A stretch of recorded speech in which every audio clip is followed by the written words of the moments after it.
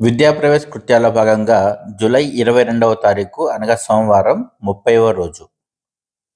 Language and literacy డెవలప్మెంట్లో భాగంగా భాషాభివృద్ధి ఆల్ఫాబెట్ పిక్చర్ రీడింగ్ DEFని మనం పరిచయం చేయాలి.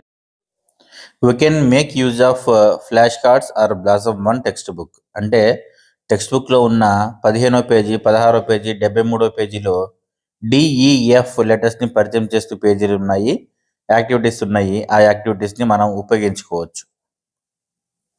తర్వాత కాగ్నిటివ్ డెవలప్మెంట్, ఎక్కువ సమూహం తక్కువ సమూహం. పిల్లలను సమూహాలుగా కూర్చోబెట్టి వారికి గింజలు, పుల్లలు, మూతలు, పెన్సిళ్ళు మొదలైన వస్తువులు ఇచ్చి వారికి వద్ద ఏవి ఎక్కువ సమూహాలుగా ఉన్నాయో ఏవి తక్కువగా ఉన్నాయో గుర్తించి చెప్పించాలి.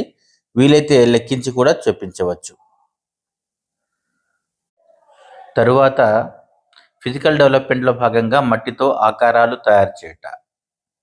బంకమట్టిని తీసుకొచ్చి తగిన మోతాదులో నీళ్లు పోసి దాన్ని కలిపిన తర్వాత పిల్లల చేత రకరకాల ఆకారాలు ఇక్కడ కనిపిస్తున్నట్టుగా చేయించవచ్చు.